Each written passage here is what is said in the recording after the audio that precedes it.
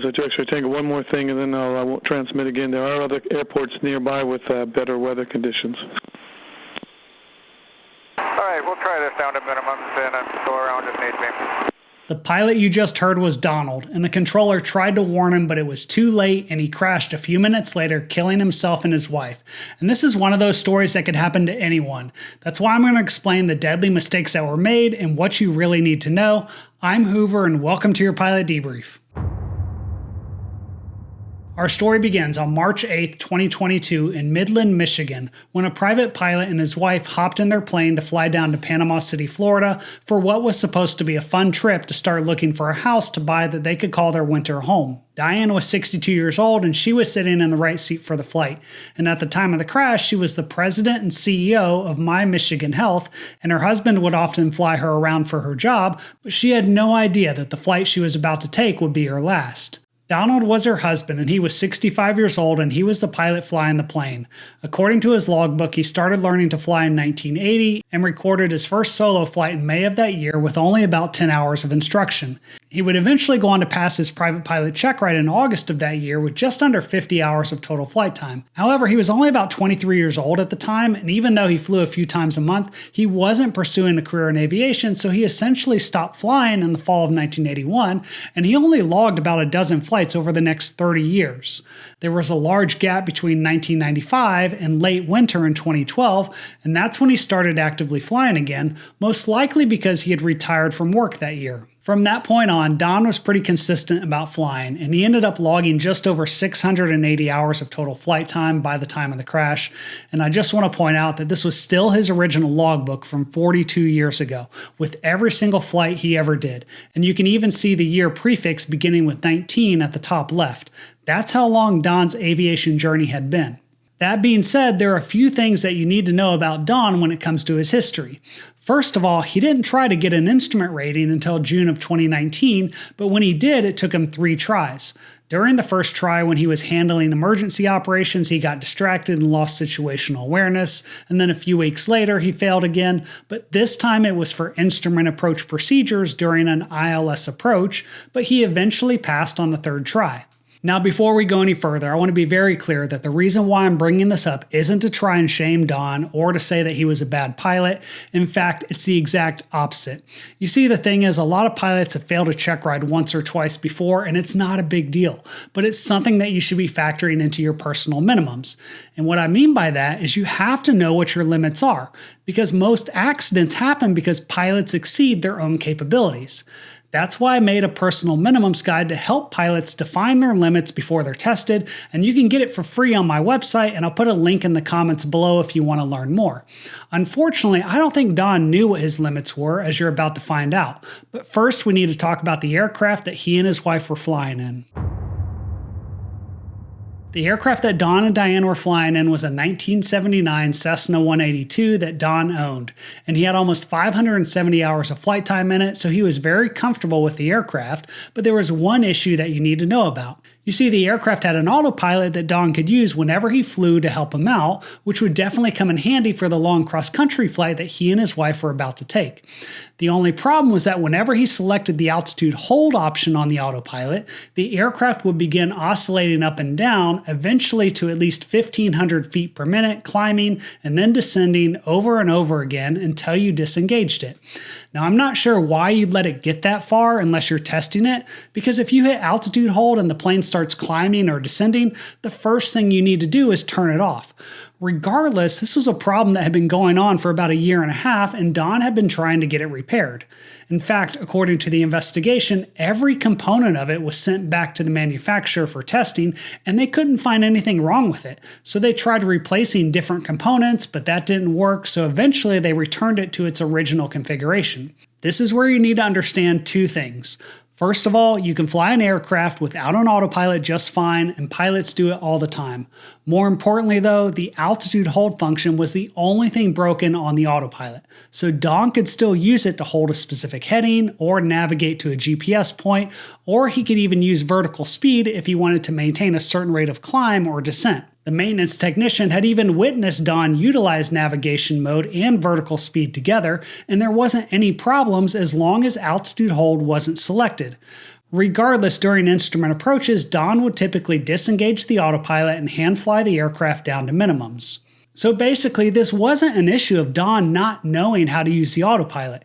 Instead, there was something definitely wrong with it, and that explains why, when the maintenance technician asked Don if he wanted the autopilot placarded inoperative and have the circuit breaker pulled and collared, meaning completely disabled, Don said no, and basically he would just deal with it.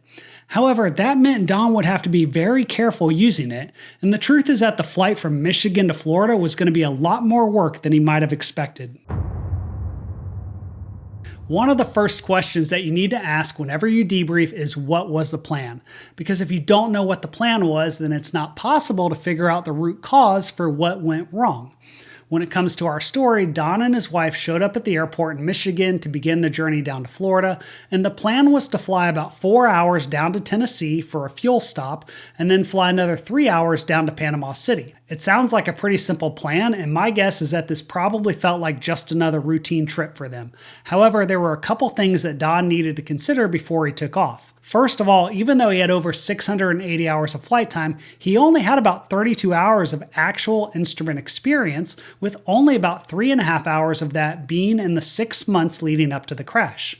The reason why this matters is because when they took off from Michigan, the weather in Panama City was scattered clouds at 2,500 feet and a broken layer at 25,000 feet, but the forecast for about an hour after they were going to land was calling for overcast skies at 400 feet, with conditions getting worse shortly thereafter. Now, to be honest, Don probably assumed that they would land before the bad weather hit Panama City, but the problem is the weather is probably going to change over the course of a 7-hour flight, especially when we're talking about springtime down in Florida. And the thing is, even if Don was a great instrument pilot, he was going to be dealing with fatigue from flying for almost 7 hours in an airplane without a fully functional autopilot. To make matters worse though, they were planning on arriving after sunset, and Don had only logged about 2.5 hours of actual instrument time at night, with only a half hour of that in the last 6 months. In fact, he had only flown 1.5 hours at night over the last 6 months, and he hadn't flown at night within the last 90 days. Now that meant that he didn't meet the FAA requirements to be legal for the flight, and he never should have taken off to begin with. I also want to point out that even though Don had flown into Panama City before, it had been at least 3 years since the last time he landed there, so it's basically an unfamiliar airport. So now if we go back to the checkride failures that he had, despite the fact that they were about 3 years prior to the crash, based on his limited instrument experience, especially his limited night instrument experience, his personal minimum should have been warning him how dangerous his plan was. This is where you need to know that even if Don thought that he could handle this trip, at least one person that he knew was starting to question his decisions. According to the investigation, 3 days before the crash, Don attended a local aviation meeting with fellow pilots to talk about flying. During that meeting, one person said Don was fully aware that the autopilot was inoperative, but he would still be completing the flight to Florida without it. Another person asked Don, "Are you comfortable without autopilot and single pilot that far?" Don's exact response was, "Yeah, I'll be fine." Think about that for a minute, because when you hear that response, it sounds like someone that was being reckless, and it's very easy to cast judgment on him. But I don't think that Don was a reckless guy. He didn't wake up that morning trying to come up with a plan to get him and his wife killed. Instead, he probably just felt like he could handle the situation without fully understanding what the situation was. So that's why he and his wife hopped in the plane a few days after that meeting and they took off. Don and Diane showed up at the airport in Michigan on March 8th to begin their journey, but the very first thing that Don did was he hopped in his plane and he flew around in the pattern for about 10 minutes, most likely to make sure everything on the aircraft was working normal. After he landed, Diane got in the plane and they took off around 11 a.m., and the first flight to Tennessee took almost 4 hours and it was relatively uneventful, but this is where the story starts to get more interesting. That's because after they landed in Tennessee, Don was talking to one of the workers in the FBO, and he said that they were trying to beat the weather into Panama City. The radar showed 2 lines of thunderstorms with a gap between them, and Don said they were trying to get between the storms and get into Panama City before the second line hit. Okay, I want to pause for a second because it sounds like Don was at least thinking about the weather, but here's what you need to know. According to the NTSB, Don filed a flight plan from Tennessee to Panama City, and he even listed Dothan Regional Airport in Alabama as his alternate. But that flight plan was actually filed before he even took off from Michigan 4 hours prior, which is when he got his weather briefing. And there's no evidence that he got any additional weather briefings when he was in Tennessee before he took off for Panama City. And the truth is that if he had gotten a briefing, he would have learned that even though the forecast he got about 4 hours earlier said that the weather in Panama City was just going to be scattered clouds and it wouldn't get bad until after they landed, things had already gotten worse. In fact, when they were on the ground in Tennessee, the weather in Panama City was already reflecting a broken ceiling at 1,800 feet, and an air met was warning pilots about IFR conditions in the area. To put all of this in very simple terms, the forecast that Don had was old, the conditions were rapidly getting worse, and this wasn't just a simple case of trying to beat the storms, because the storms are already there and Don just didn't know it. Don and Diana didn't take off from Tennessee until about 4 p.m. local time. About an hour and a half after they got airborne, a new forecast was issued for Panama City, reporting current conditions were overcast skies at 800 feet. 30 minutes later, the weather was reporting visibility of 4 miles due to mist, and the ceiling was broken at 400 and overcast at 800. Another 30 minutes later, it was 2 miles visibility and overcast at 300. At this point, Don was about to begin his approach to try and land in Panama City.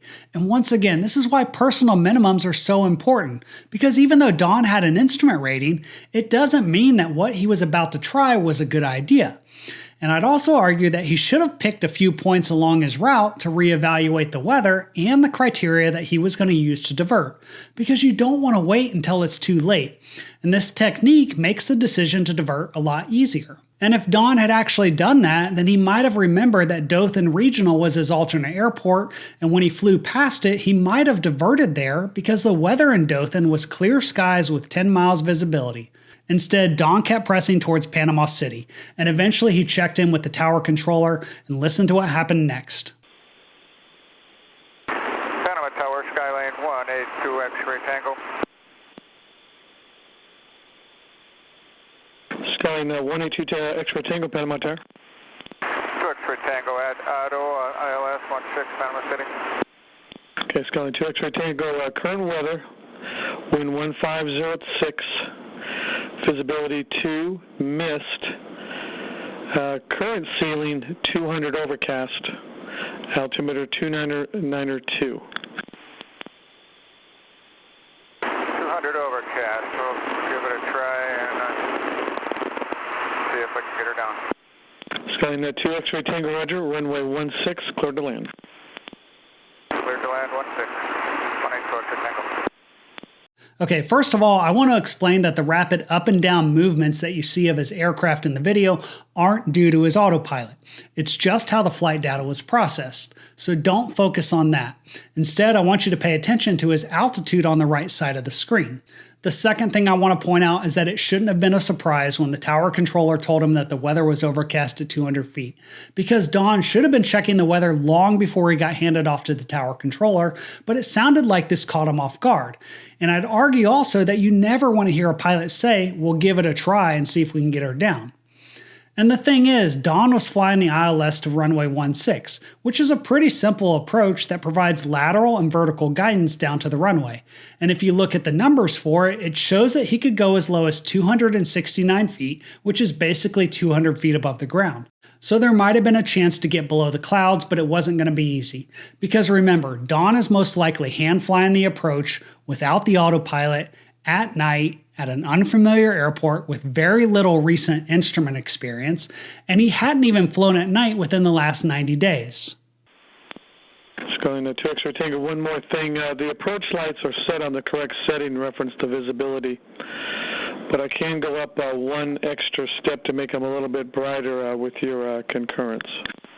Affirmative, that would be good. Number 2 X-ray Tango, roger. Okay, I just want to give you some perspective on things because you can see on this image where Don was at this point on the approach, and the dashed white line represents the ILS approach path that he should be on. Auto is the initial approach fix, and he wasn't supposed to be lower than 3,000 feet at that point, and then no lower than 2,000 feet until he got to Livy, which was the final approach fix, but you can see that he violated both of those altitudes, and he even got as low as 1,500 feet. But regardless of the altitude issue, it's obvious that he's having trouble just flying in a straight line. This would have been the perfect time to just go around and divert somewhere else, and I think the controller was just trying to be helpful by turning up the lights, but I can see how that might have reinforced Don's decision to continue the approach. Regardless, the controller started noticing that Don was struggling, and I want you to hear what they said and Don's response when they tried to warn him. Tara? I was just making sure 2 extra tangos established. He's like been doing S-turns all the way down final. Is he good? Can't see anything otherwise. I mean, he's heading like 230 right now, and he should be heading close to 160. It looks like he's over the final approach fix. So. Yeah, I see him, well, he's on my stars. I mean, I see him drifting a little bit to the right, but I see him lined up. I got a low altitude alert. Let me tell him about that. Okay, all right. Okay, so it's a 2 X-ray Tango. I'm receiving low altitude alerts. Check your altitude. 2 X-ray Tango, affirmative. And so it's a 2 X-ray Tango. Also, approaches notice you've been kind of deviating a little bit to the right and then back onto final. So use caution. Wind 150 at 6, and the ceiling is still 200 overcast. Okay, affirmative. 2 X-ray Tango. All right, we can see from the flight data that Don was 700 feet low when he crossed the final approach fix, and the reason why the controller got a low altitude alert was because he got as low as 800 feet before recovering back up to 1100 feet. And you can also see how Don was weaving back and forth down final, just like the controllers were talking about. Now, one of the things that the NTSB didn't talk about that I think is worth mentioning is the fact that Diane is sitting right next to him this entire time. And considering that she often flew with him, I'm wondering if she knew enough to tell him to go around. Because all Don needed to do was brief her on a few simple things that she could have helped him with, like monitoring his altitude, and then he could have said, hey, if it feels scary to you, just tell me to go around. Because honestly, in this scenario, Diane should have been scared the entire time. So it's a 2 X-ray Tango. One more thing, and then I won't transmit again. There are other airports nearby with better weather conditions. All right, we'll try this down to minimums and go around if need be. So it's a 2 X-ray Tango. Runway 16, you're still cleared to land.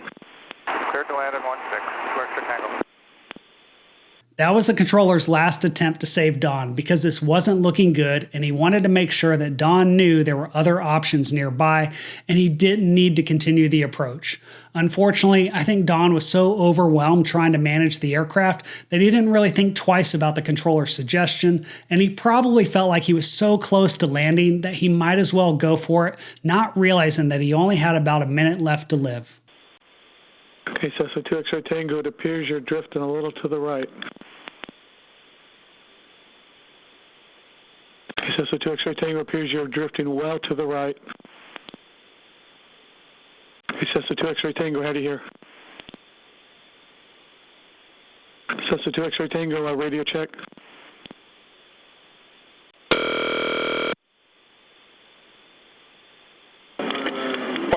He disappeared from the scope. I'm not sure if, where he's at. I got to ring the crash phone. Okay, copy. It's not clear if Don became spatially disoriented or if he simply just lost control of the aircraft, but he crashed a few miles off the end of the runway, killing himself and his wife instantly. The point I want to make is that this didn't need to happen, and if Don had reevaluated the weather in Tennessee and adjusted his plan, then he might have diverted into Dothan, and perhaps he and his wife would still be alive today. Either way, I'd argue that this was another case of a pilot exceeding their own capabilities, and that's why I made a personal minimums guide that you can get for free by scanning the QR code on the screen, and I hope it helps, and thank you for your support, and I'll see you on the next debrief.